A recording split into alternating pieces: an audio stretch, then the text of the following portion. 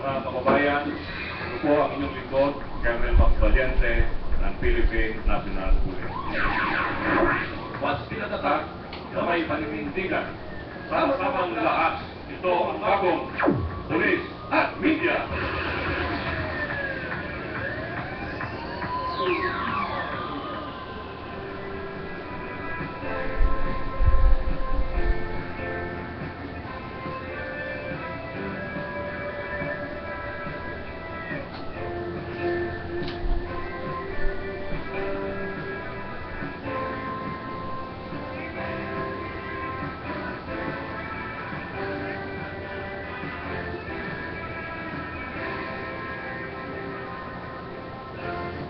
Magandang gabi po sa inyo lahat.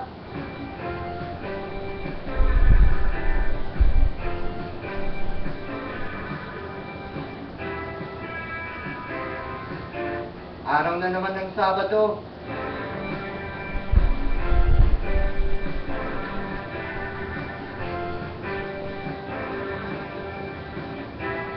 At syempre, sa tuwing sumasapit ang araw na ito, sa ganap na alas 7 hanggang 1:00 ng gabi, sumasa inyo po ang palatuntunang Tambalang Pulis at Media.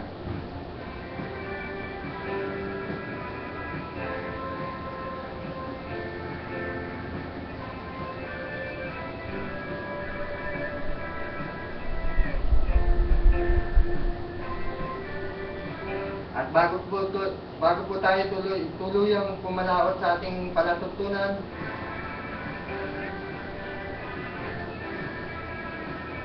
atin po munang binabati ang lahat po ng nakaantabay sa kanilang mga radyo. At gayon din po sa nanonood ngayon sa sinasagawang broadcast natin via internet.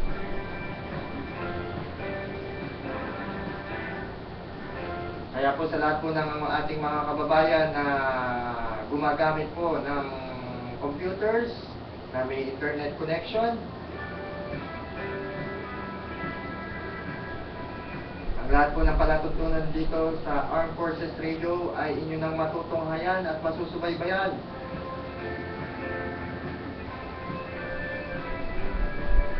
I-type nyo lamang po sa inyong mga browser ang www.afpradio.ph.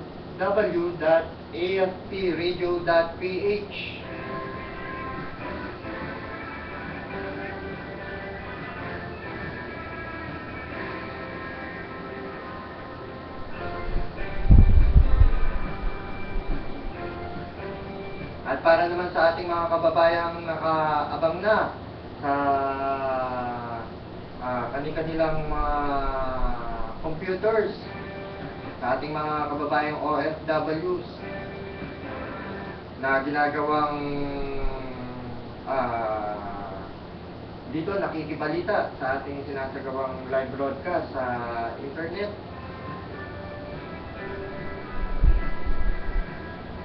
upang maging update sila sa mga nangyayari dito sa ating bansa. Sa kung dako kayo naroroon, magandang gabi po sa inyong lahat. Para dito po sa Pilipinas, magandang gabi po. Kung kayo man po sa iba sa inyong mga lugar, aming pong pinapaabot ang magandang tanghali at magandang umaga, lalo na doon sa Amerika.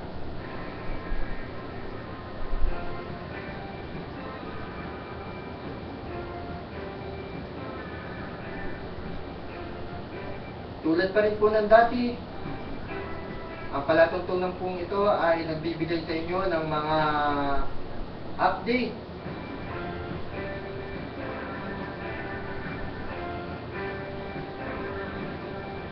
mga accomplishment at mga programa ng ating kapulisan.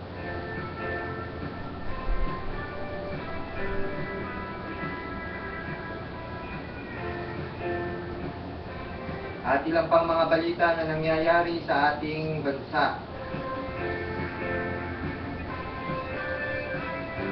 At syempre, habang iniintay po natin ang pagdating, kung hindi man po makakaabot, inaasahan po natin ng pag-phone patch ni Colonel Max Valiente, ang ama po ng palatuntunang itong Tambalang Pulis at Media.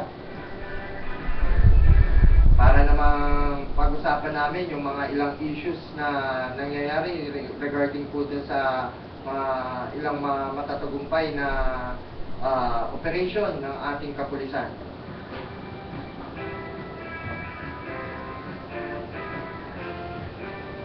Pinapaabot po natin ang ating pagbati sa pamilya po ni Colonel Max Valiente, sa Innerwheel International. Nandiyan po ang buting may bahay ni Colonel Max Valiente na si Ma'am Ophel Valiente.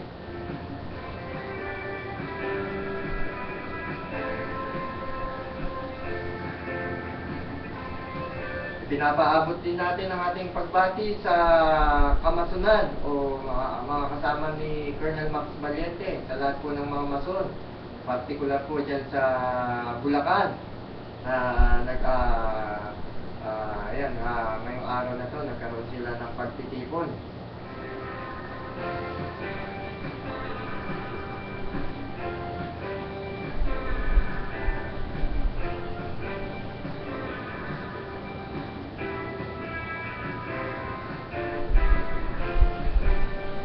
Sa oras po na 12 minuto makalipas ang ika-7 ng gabi, atin na pong dakuan ang mga hanay ng ating mga balita.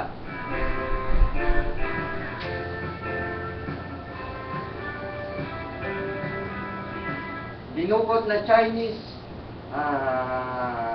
businesswoman nasa gift ng ating kapulisan, 3 kidnap for ransom, patay sa shootout.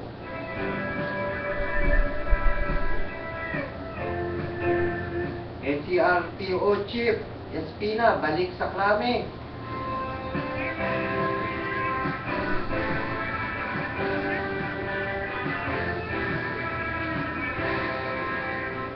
ex-PNP Chief General Rason at 32 iba pa tinasuhan ng Grab.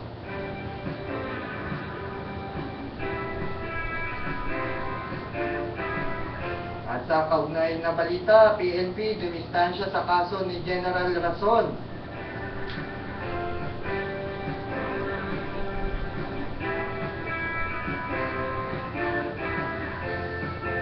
Presong Chinese couple na itinakas sa Cavite, natimbog sa San Juan.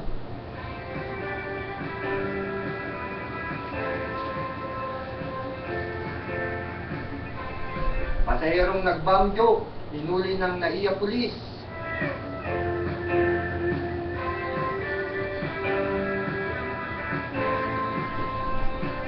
At criminology student patay matapos mapagkamalang nagnakaw ng motorsiklo.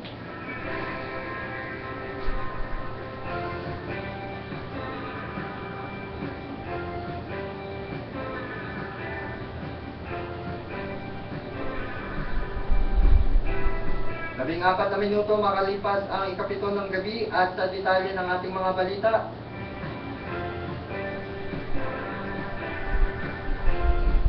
Dinukot na Chinese national nasa gift ng kapulisan, 3 KFR o kidnap for ransom, patay sa shootout.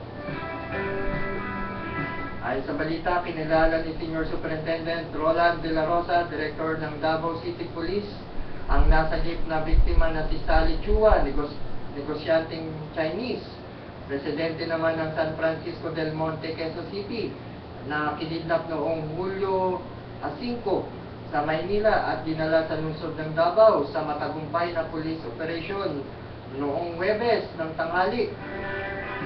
3 naman na patay na miyembro ng kidnap for ransom gang ang kasalukuyan pang inaalam ang kanilang identity, habang ang isa sa kanila ay naaresto na isinasailalim na sa tactical interrogation.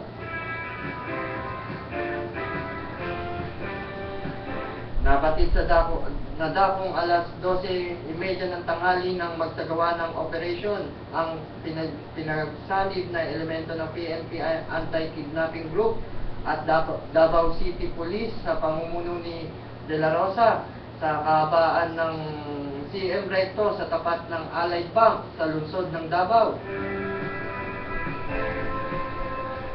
Ang nasabing biktima ay biniyahe ng tinatayang nasa 14 na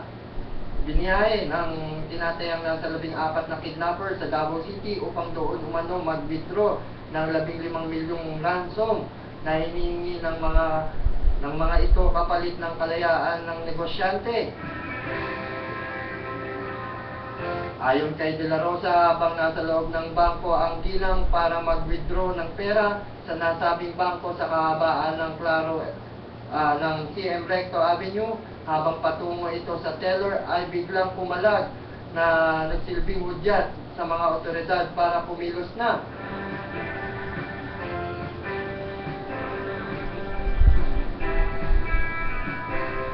Nagkaroon ng putukan sa pagitan ng mga otoridad at kidnapper na sakay ng isang behikulo at naghihintay sa labas ng bangko, habang ang isa namang escort ng ginang sa loob ay agad dinakma ang nakaposting mga otoridad na nagmamanman sa mga ito.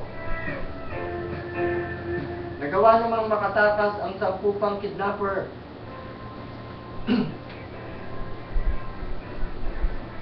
nasakay naman ng isang kulay puting Montero na nasa di kalayuan at nagsisilbing lookout sa insidente. Na-recover naman sa lugar ng insidente ang 7 matataas na kalibre ng armas, isa pang Mitsubishi Montero, sari-saring magazine at iba pa ng mga bala.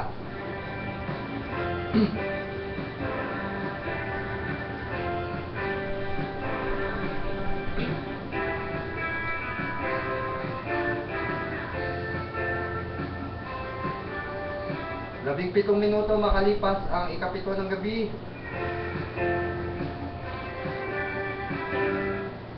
Ibinilik sa National Headquarters, Philippine National Police, si dating National Capital Region Police Office o NCRPO Chief Director Leonardo Espina.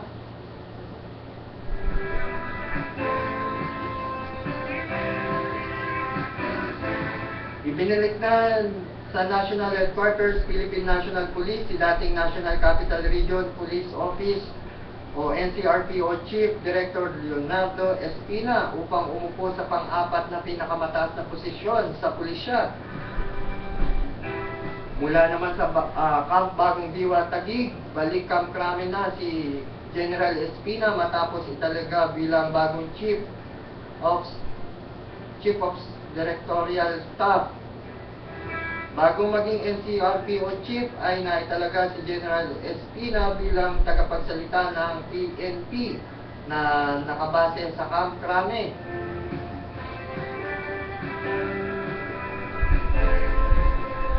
Uupo naman sa pwesto ni General Espina sa NCRPO si Chief Superintendent Marcelo Garbo, dating Director ng Police Regional Office 7 o PRO 7 ng Central Visayas, na ibinigay naman kay dating PNP Spokesperson Chief Superintendent Generoso Servo.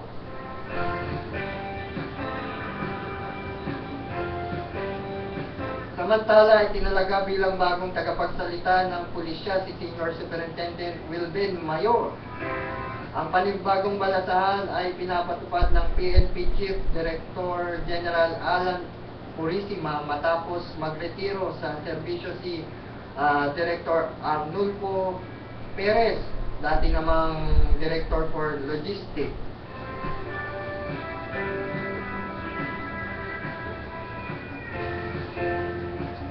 Bukod pa kay Perez ay nagretiro na rin sa serbisyo sina Deputy Director General Romel Heredia, dating Chief for Administration, at 2 pang matataas na opisyal ng pambansang pulisya.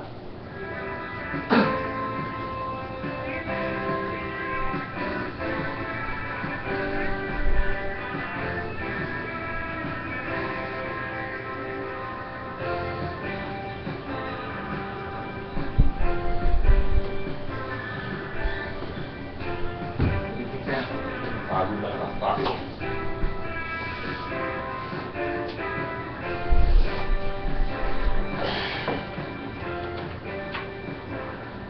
At syempre, tulad po ng aking nabanggit, hindi po tayo pinabayaan mag-isa ni Colonel Max Valente dahil may mga mahalaga po kami talagang tatalakayin.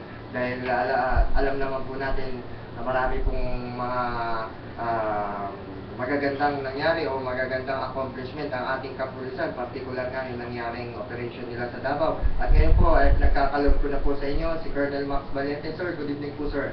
Yes, Partner Ronald, magandang gabi sa iyo at medyo hinihingal pa. Sobrang traffic at una sa lahat, binabati ko yung kagagaling-galing ko lang dyan sa Malolos Lodge 46 dyan sa Luzon. At talaga kumahataw ko sa highway para makarating dito at nakabot naman pero talaga naman okay naman ang traffic. Hindi naman masyadong traffic. Hindi nga. Pero sa layo ng Bulacan medyo actually hindi pa nga tapos yung aming meeting pero ako'y nagpaalam na baka matapos yun alas 7 pa kumataw na ako, so okay naman. So yung mga si Worshipful Master Reggie Kabawatan at yung aming mga member dyan sa Malolos Lodge 46, magandang gabi sa inyo lahat mga kuya. At syempre, tulad po ng ating pinag-uusapan nung tayo po ay magkasama nung Biyernes. Oo nga, oo. Ito nga yung Uy, binabati muna natin si Manang Leonie. Ma'am Leonie, maraming dyan salamat sa sa KBP. KBP sa dyan. asikaso niyong pag-aakit sa amin. Pag-renew natin ang ating lisensya. ID o lisensya, napakabilis ng kanya, talagang action agad. At sa May libre pang kape, para po sa kabalkiran ng ating tagapakinig, kami po dito sa Himpilan, lalo na kami, ang Himpilan ito ay member nga ng KBP.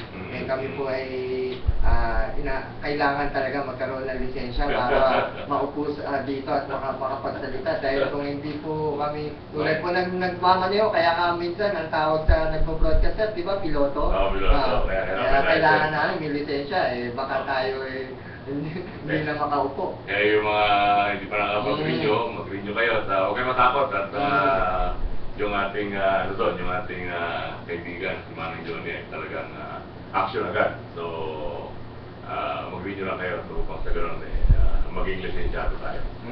Sinasabi nga ni Ma'am Leonie na talagang required tayo talagang kumuha niyan dahil bilang isang broadcaster nga sir, dapat maging professional tayo. Hindi tayo dapat kulong. Siyempre, pinapasalamatan natin yung ating station manager. Pinakakamusta nga kayo sir. Oo nga, regards na rin. Bihira rin kami magkita ni Major Justin. Alam ko, malapit ng lumabas yung kanyang ranko. So, dapat lang. Pagkat medyo matagal-tagal na rin yung kanyang kapitan. So, kailangan tumaas na. At alam naman natin sa kanyang bilang isang station manager, nakita naman natin yung mga pagbabago dito sa Himpilan, di ba, sir? Totoo yan. Kaya malinaw niyo po kami na papakinggan dito sa Himpilan ng Armed Forces Radio. Marami pagbabago. Kaya saludo tayo dyan sa ating butihing station manager na si Major Jasen. Tinatas na natin rakos. Bagay na sa kanya. Deserving naman talaga si sir. Kaya, ayan, maraming salamat po sir. Lalo na Order to follow. lalo na sa pagbibigay ng pagkakataon sa atin at dito sa palatutunan ito. Tulad nga sir ng ating pag-uusapan nga natin, ito nga pong matagumpay na operasyon ng kapulisan sa namomonitor mo nga kanina habang ako yung tatabal dito nung binabanggit mo nga ito, nandito na ako sa mga bandang dito sa may, kasi dumaan ako ng from NLEX, Mindanao Avenue, tapos dito sa may Circle, paikot ng Iluna, paikot na yan dito, sa Kalaya. So yun, 15 Avenue, dyan lang ng konti traffic sa may Aurora, pero pagtapos mo ng Aurora, from dyan sa may Iluna, pagtapos mo ng Aurora, okay na diretso na dito, dyan lang nagkano ng konti, dito sa may palengke, dyan sa may palengke ng RP, pero okay naman.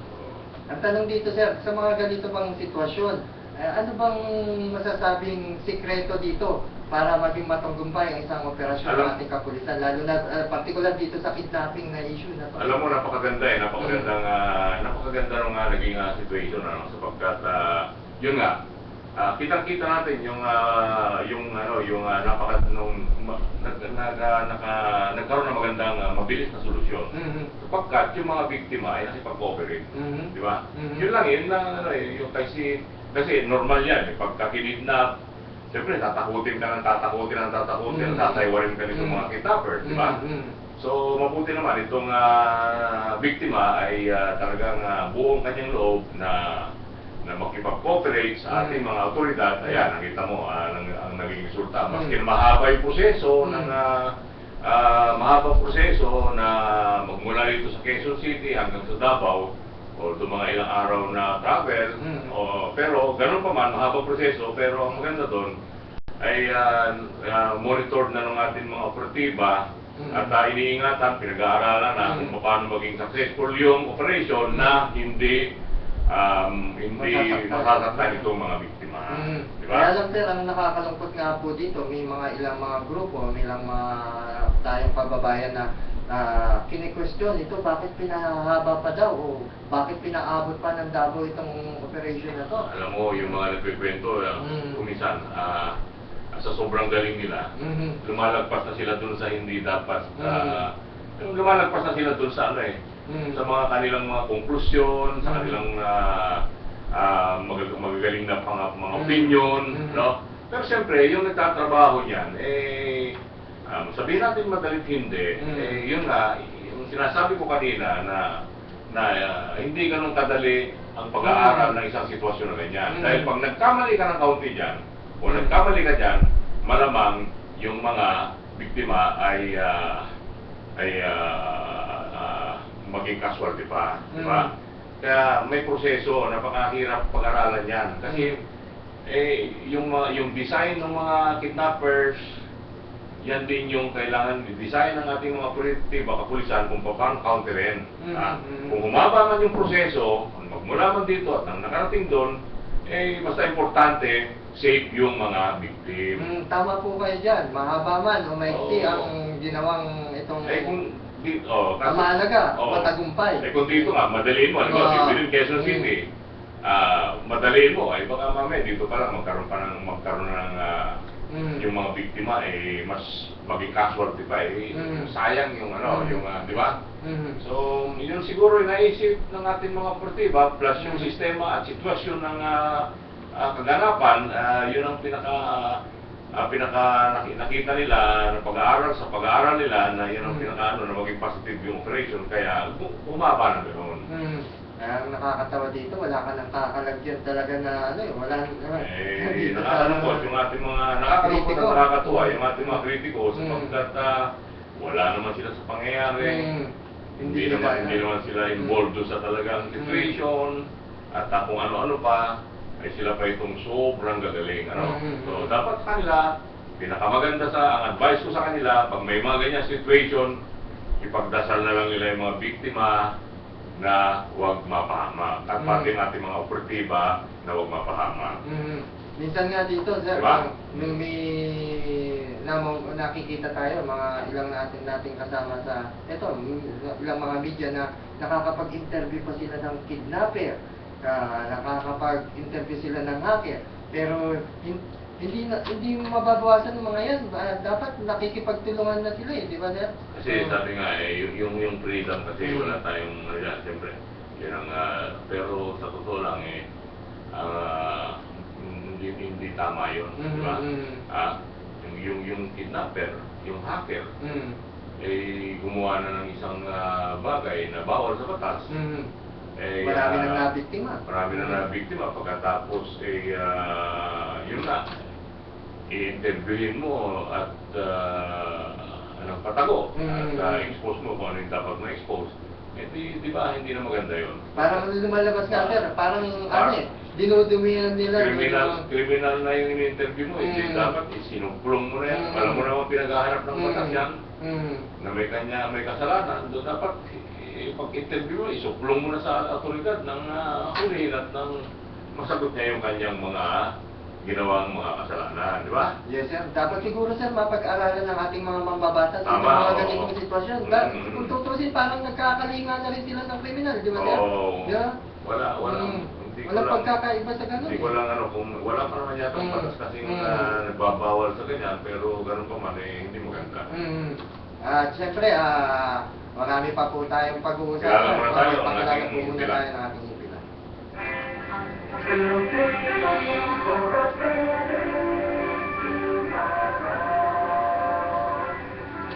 DWWP, Armed Forces Radio, 1134 kilohertz, broadcasting from Campo Ginaldo, Quezon City. Ang himpilang ito ay bahagi ng Civil Relations Service, ang Forces of the Philippines, ang DWWD, himpilang ng Kawalang Bayan ay kasapi ng KBP. Kapisanan ng mga broadcaster ng Pilipinas, ang ating oras ay ganap ng ikapitot ka-31 ng gabi. Ito ang himpilang ng Kawalang Bayan, Armed Forces Radio, DWWP. Oo. Dali natin ang konti. Mga kababayan, po ang inyong lingkod, Gabriel Pasyente ng Philippine National Police. Si Bersosa, nagkano pa may biya ko pa kaya hindi ko sinarin. At saka hindi sinasama pa dito. Kasi siya pero hindi pa inarin kasi nasa Supreme Court pa inarin. Hindi pa naarin kasi may biya ko. Pero gawin natin konti yan para...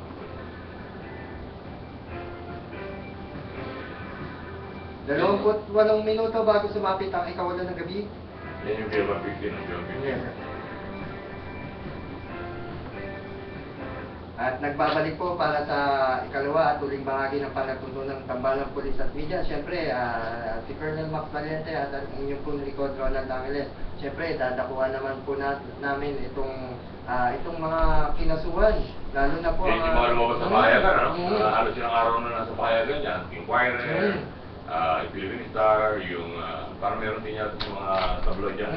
At ito nga, isa na namang dating PNP chief na sa katawan nga ni General Rason ang kinasuhan ng Grab hindi nga dito sa dito sa mga light armored vehicles noong taong 2007. Kung tawagin yung mga B-150 yan eh. At siguro, sir, basahin ko muna yung balita. Naharap sa kasong Grab si Retired General Avelino Rason, ang dating hepe ng PNP, at 30 iba pa ang pulis sa Sandigang Bayan. Inireklamo ng Office of the Ombudsman si General Rason at iba pang opisyal ng PNP dahil sa umano'y maanumalyang 400 million repair and maintenance contract ng 28 unit ng B-150 PNP Light Armor Vehicles noong 2007. Sinampa ng Ombudsman ng kasong kriminal matapos ibasura ang mga motion for reconsideration na inihain ni General Rason at mga iba pang akusado. Sila ay kinasuhan ng paglabag sa Anti-Graft and Corruption Practices Act sina Jerry Barrias, dating Director for Controllership, Chidoro Lapus IV, Acting Director for Logistics Support Services, Emmanuel Ojeda, Ruel Leverne Labrado, Anali Poro, Henry Duque, at Victor Pudao. Lahat ng miyembro ng LSS Bids and Awards Committee. Josefina Domenyo, Purchasing Officer, Antonio Retrato, Chief Accountant, Wadlito Tubon, Inspector Officer, Alex Barameda, Property Inspector, Yulito Pente, Supply Accountable Officer, Rainier Espina, Acting Chief ng PNP Management Division. Inireklamo rin sila ng malversation through falsification dahil sa pagbili ng 40 gulong ng light armor vehicle, samantala parehong kasong isinampa kina Rason at iba pang mga opisyal dahil sa pagpapaayos ng 10 light armor vehicle. Ayan, ang iba pang kinasuhan ay sina Reynaldo Barilla,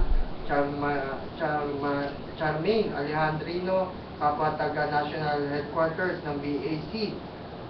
Kasama dito si Lapus, Ojeda, Labrado, Poro, Edgar, Paatan, Udao, Domenyo, Retrato, Tubon, Lavinia, pawang mga responsable ng Supply Police Non-Commissioned Officer ng LSS, Varias, Barameda, Fuentes, Espina, Nancy, Balsalio, Property Inspector at mga pribadong tao na sina Harold at Tyrone Ong, Pamela Pensotes, Evangeline Bais, at Artemio Suniga. Mayroon pang hiwalay na kaso ang isasampa sa kanila dahil sa pagpapaayos ng 18 pang mga light armor vehicles. Yan yung yung partner, yan yung mga armored, yung B-150, no? Hindi pa kasali dyan yung anyway, yung helicopter, no? Hindi pa, sir. So, anyway, yan naman. Ito yatang kaso ng helicopter, Sila dating General Crisosa. So, ganito, although yan, nandiyan nasa pamapahayagan, so binanggit lang natin yan para sa kaalaman ng mga ating mga listener, no, na siyempre mga pulis yan, siguro gusto rin nilang malaman kung ano yung mga, kasi matagal ng issue yan, 2007 pa, no? At saka para na rin sa ating mga tagapakinig. Baka sabihin nila, puro magaganda lang ang sinasabi natin. Yung mga tinatago natin yung mga ganitong issue. Mabuti na yung ating binabanggit, pagkat para naman malaman nila na ito'y hindi natutulog itong kaso ito. Nanggaling sa Ombudsman, napunta ng Sandigan Bayan. Sandigan Bayan, sir. So, ibig sabihin na umuusad itong kaso ito. Ano? Pero ganoon pa man, hindi tayo makapagkomento kung ano yung pupuntahan kahinatan niya sapagkat nasa mga nandun na sa ating mga nasa Sandigan Bayan kung ano yung magiging desisyon itong kaso na ito, depende na yan sa mga ebidensya. So, nasa proseso na yung kaso yan. So, siguro, kabayanan na lang natin yung mga susunod na mga kaganapan o mga desisyon ng katatasan na hukuman ng Sandigan Bayan kung ano ang magiging pasya nila tungkol niya.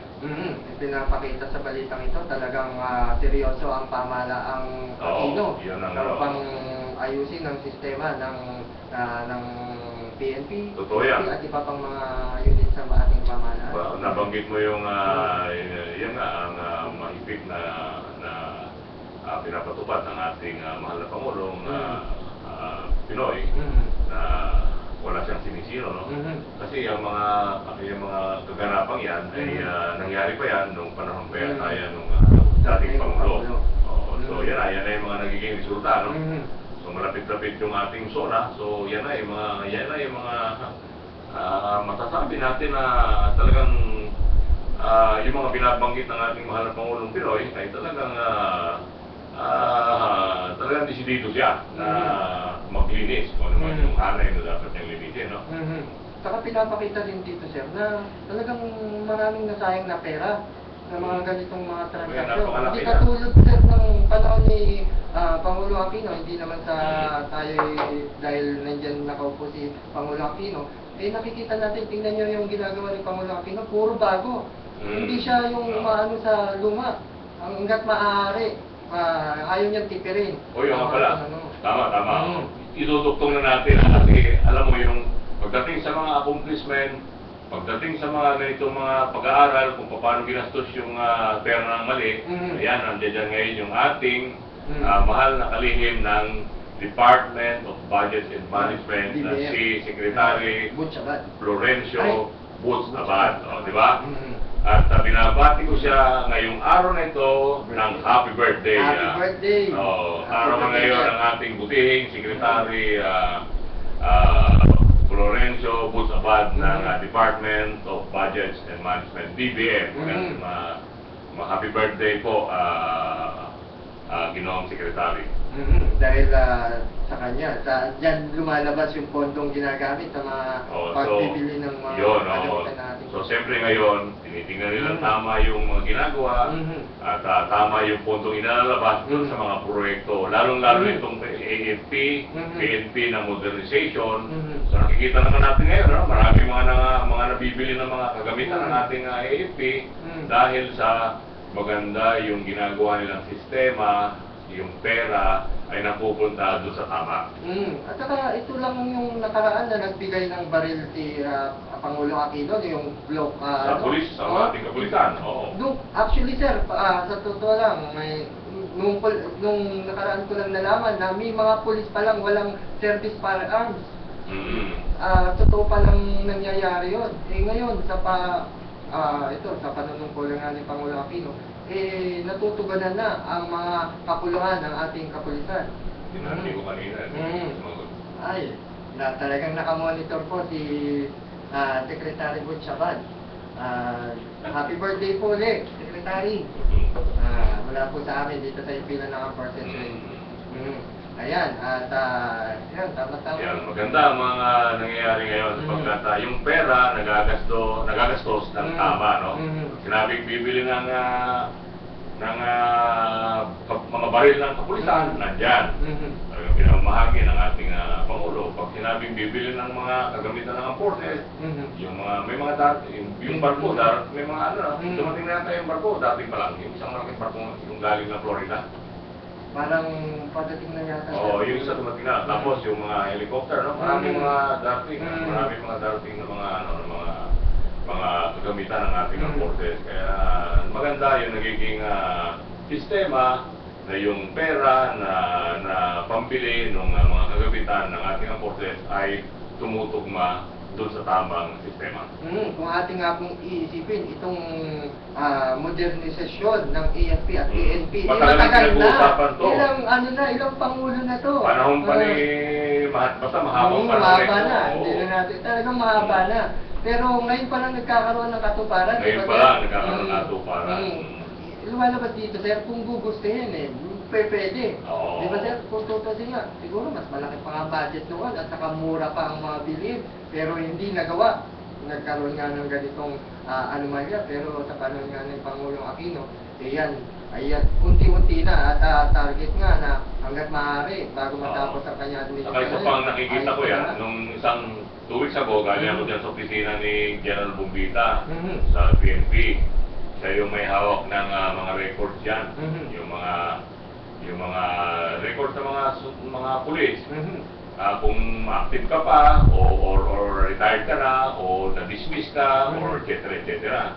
So ngayon, yung nagdini-discuss namin kasama si General Van Luspo, nagkakapit-kapit kami sa opisina niya.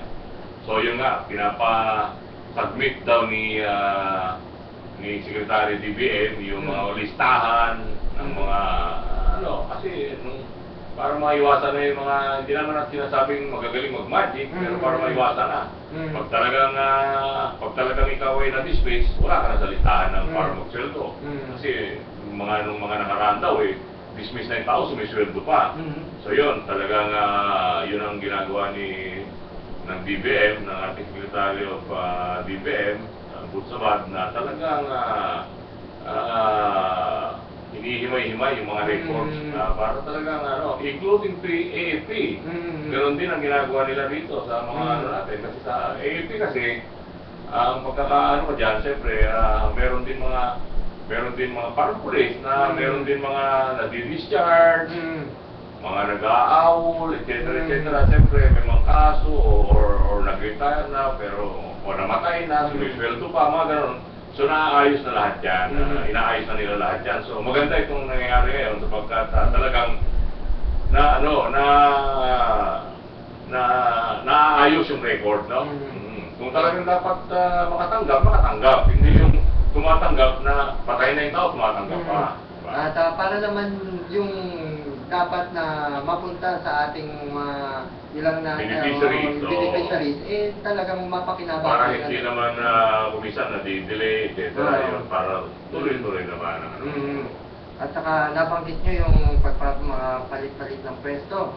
Binabati po natin siyempre si dating NCRP na itinalaga bilang pang-apat na mataas.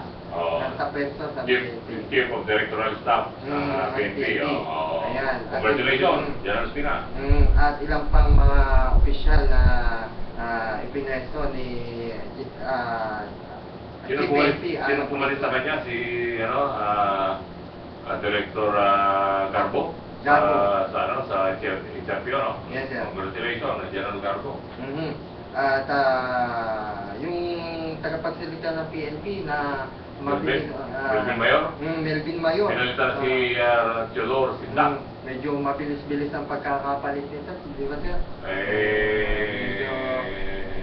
Siyempre, nasa distinction niya ng ating si PNP, kung sa... Kung saan makakabuti. Oo, so yun. Siyempre, sa lahat po ng ating mga motorista, paalala lamang po, araw po ng Sabado ngayon, lahat po ng ating mga anak, mga ating kabataan na nagpaplanong bumili, lalo na po na magdadala ng sasakyan, pinapaalam po namin sa inyo at pinapaalala na meron na po tayong bagong batas dyan, lalo na po sa mga nagmamaneho ng lasing. Kaya po, paalalahanan niyo po yung... Meron tayong batas, ano? May mga dumating na lumabas na batas, no? Na kapag nahulihan kang nagmaneho, nahuli ka, na nakainom, talagang makukulong ka. O under use of drugs, kulong. Kulong. Tinanggal nga yung tinatawag na pag ikaw nag-renew ng license na yung drug test. Pero ngayon, pag nahuli ka naman ngayon ng nakainom or influensya ng drugs, may problema ka. Kaya mas matindi. Kaya nga ako, sir, lalo ako nagalit sa alak Ako naman, awa ng Diyos, nung panahon kasi noon, kaya pa natin pero ngayon, hindi na. Tama na sa akin yung Coke Zero. Ang iba kasi nating mga kababayan, sir, yung parang ang dating parang malakas ang loob daw nila. Mas alerto yung mga reflexes nila. Nagiging alerto daw sila pagka nakakainom. Huwag niyo pong gagawin yan. Dahil nga dito sa bagong batas na ito, baka makatigil kayo ng humimas o matulog sa kulungan. Sa kulungan.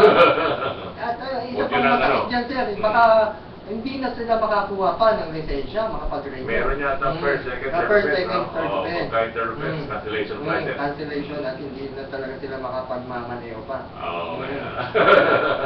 Siguro, mag-ano sila, aeroplano naman. Mas mahirap magmaneho na walang license, no? Tama, sir.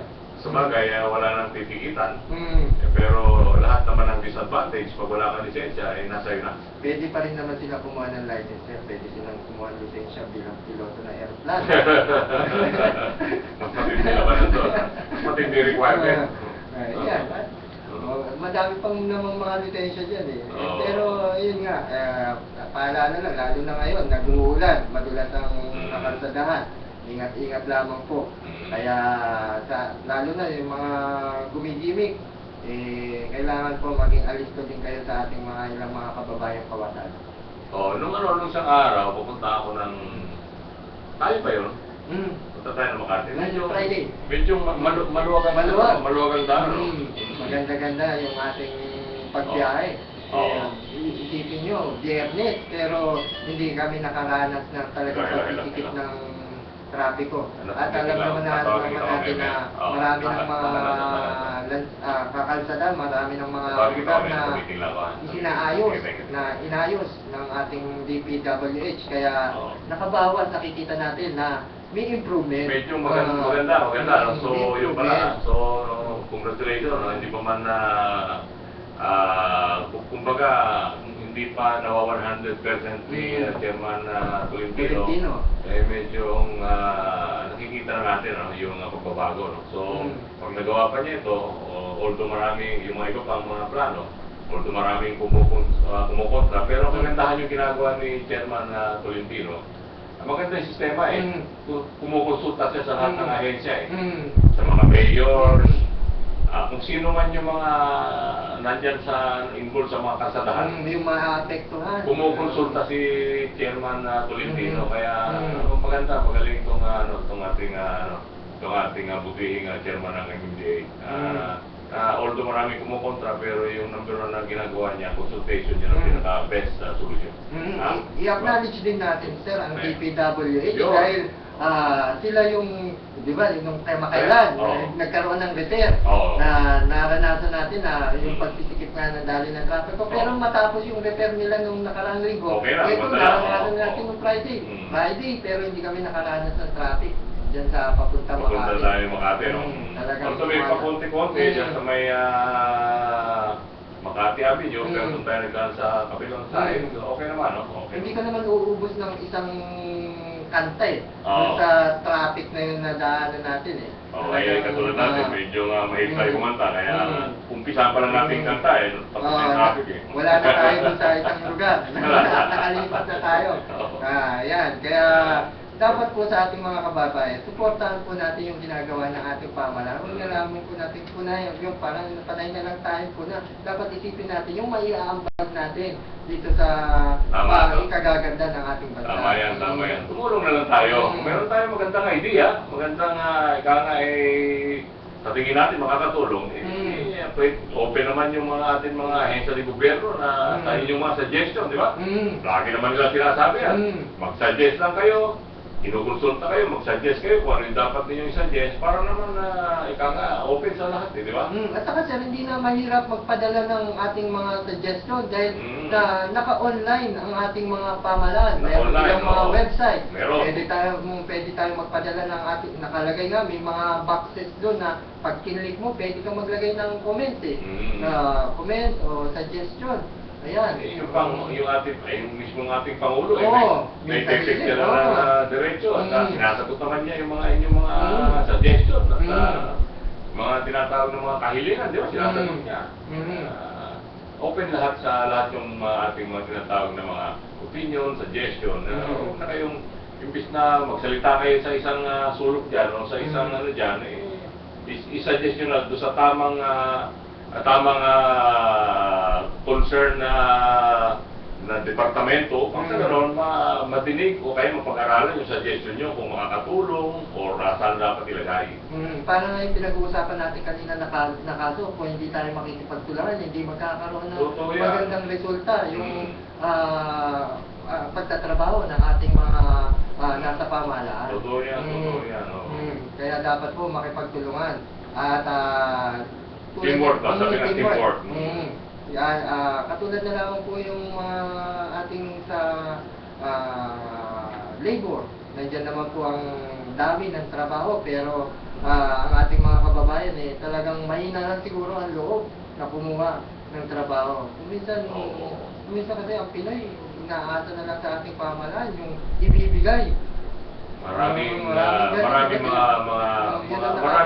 kaganapang ganyan, maraming mga ganyan mga situation. Pero ganun pa man, siyempre, hindi naman nagkukulang ang ating gobyerno sa pagpapalala, hindi naman nagkukulang ang ating gobyerno sa pagtulong doon sa mga nangangailangan. Yung nga lang, hindi naman pwedeng sabihin natin na sila na lang.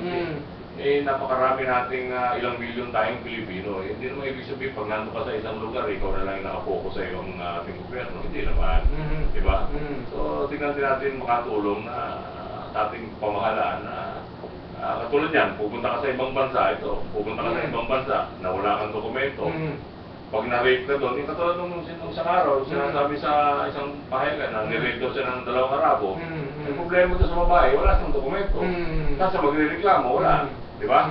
So, paano matutulungan ng ating gobyerno? Wala siyang pumunta nga doon sa lugar na yun ng illegal. Yan ang problema. Tapos pagka may problema ka na doon, iasa mo na sa gobyerno, mahirap yun. Di ba? Pumunta ka doon ng legal at tamang sistema, kumpleto ka sa dokumento, at kung magkaroon ka ng meron kang boses, or ikaw meron ka na humingi ng tulong sa ating gobyerno, at ang ating gobyerno ay matutulungan ka sa legal na pamamaraan. Di ba? Kasi kung wala kang dokumento, napakahirap. Di ba kung nandito sa bansa natin, mas di pa paano kung talagang kailangan nagagawa ng paraan, depende sa situation, pero pag sa ibang bansa, mahirap yun. Di ba? Mahirap yun, di ba? Wala kang asahan tulong doon, kundi sarili mo. Tapos huwag mong sisisihin yung pagpanghuli, gobyerno sisisihin mo. Parang isa pang pinapanawagan natin sir, yung ilang nating mga kababayan na naninirahan sa hindi yung mga illegal na pagmamay-ari ng pamahalaan o yung mga illegal, yung mga informal settlers natin sir, na dapat bumalik na lamang sila sa kanilang mga probinsya. Pag-uusapan natin yan sa susunod Sabado, sapagkat umiinit na yung mga issue yan. So, para naman mabigyan natin ng balancing opinion yung ating mga kababayan at yung ating nagpapatupad ng ating mga batas tungkol dito. Dahil 5 minuto na lamang po ang nagmamadali sa aming orasan. Siyempre, Batiin mo muna kung ano yung mga- unti-unti na kaming mamamaalam. Mga inyong mga ano ba, yung mga suki natin. Siyempre, ayan, binabati ko pong muli ang may bahay ni Colonel Max Valiente. Binabati kong doble dahil, di ba, tumaas na ang posisyon. Siya na yung Vice Chairman, District Vice Chairman ng Innerville, ano ba yun, 381 niya, 831, something like that. Nandun, kasalukuyan, nandun sila ngayon sa the port at meron silang isang membro ng Innerville ng mga Koreana, mga Korean dito, na nagbukas ng business niya dyan sa may the port, showroom. Ang tinda nitong, binibenta nitong Koreanong ito, itong group of Korean is yung magic seed, yung kantahan kayo. Parang magic thing. Yun, yung kanilang negosyo ng mga Koreano. Plus, yung blinds. Yan, nag-open sila ng showroom nila sa the port. Nandun na yun sila, yung mga ibang grupo ng Innerville. Sinusuportahan nila yung asawa ng yung Koreano mismo na nagtayo ng business na yan. So baka sa isang araw o sa isang pagkakataon, imbitahin natin yung Koreano na yun para i-interview natin kung ano yung pinutap niyang business dito. Baka makatulong din tayo sa ating mga kababayan. Baka mayroong mga gustong magnegosyo o gustong pumasok sa kanilang kumpanya na mga kababayan natin, pwede nating ang tawag nito, i-recommenda. At matanong na rin siguro natin, sir, kung anong nakita niya sa ating bansa. Bakit dito nagnegosyo? Sa kabila ng mga haka-haka o mga sabi-sabi sa ating bayan na medyo magulo, ganyan-ganyan. Pero nandiyan, nagtitiwala pa rin siya. Gusto naman nila maghanap buhay dito. Ibig sabihin, walang problema. Walang problema. Ayan, siyempre, binabati ko rin po, siyempre, ang mga palatutunang Anghel ng Masa sa pangunguna po ni Ma'am Tina Shotwell Clemente na may palatutunang tuwing araw ng Lunes, ganap na ika-3 hanggang ika-4 ng hapon. Ang Anghel ng Masa po sa pangunguna ni Ma'am Tina Shotwell Clemente. Ganun din si Mami Cora Clemente, good evening po Mami. At ganun din po sa aking mga kapatid dyan sa Anghel ng Masa. Binabati ko rin po si kasamang Jun Cabanyog Jr. Pakinggan niyo po siya tuwing araw ng Lunes, ganap na ika-7 hanggang ika-8 ng gabi. Ang nag-iisang doktor ng motorsiklo po ay pwede niyo pong tawagan sa kanyang tanggapan sa 801-2625. 801-2625.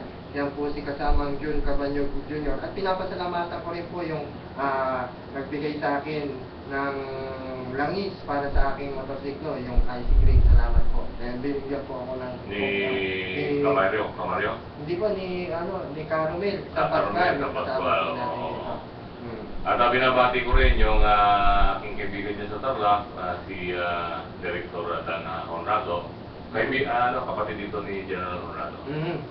Binabati ko rin si Boots sa Mercado, yan din sa Angeles, at si Attorney Leo Martinez, at si Big Lau Chang, yan sa may Billion Best, Quezon City. So, lahat ng ating mga nakikinig sa atin, ay binabati natin at ginigilig natin sila ng magandang gabi at God bless you all. At muli, papaabot po kami ng happy birthday kay Secretary Butch Chabad mula po dito sa Palatuto ng Tambalang Pulis at Media. Siyempre, lagi niyo po kaming subaybayan tuwing araw ng Lunes, tuwing araw ng Sabado, ganap na ika-7 hanggang ika-8 ng gabi.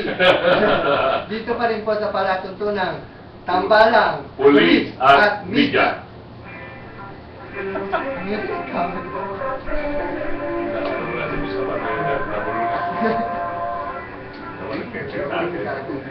Armed Forces Radio. Broadcasting from Campanado, Quezon City. Ang himpilang ito ay bahagi ng Civil Relations Service, ang Forces of the Philippines, ang DWWB. Himpilang ng Tawan ng Bayan ay kasapi ng KBP, kapisanan ng mga broadcaster ng Pilipinas. Ang ating oras ay ganap ng ika-8 ng gabi. Sakto sakto.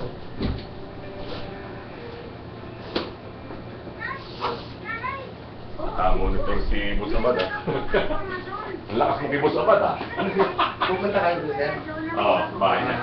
Ngayon yan? Pero hindi ka na-email yun. Yes, sir. Ay, Ayun po, pasok na po kayo. Pasok na po kayo.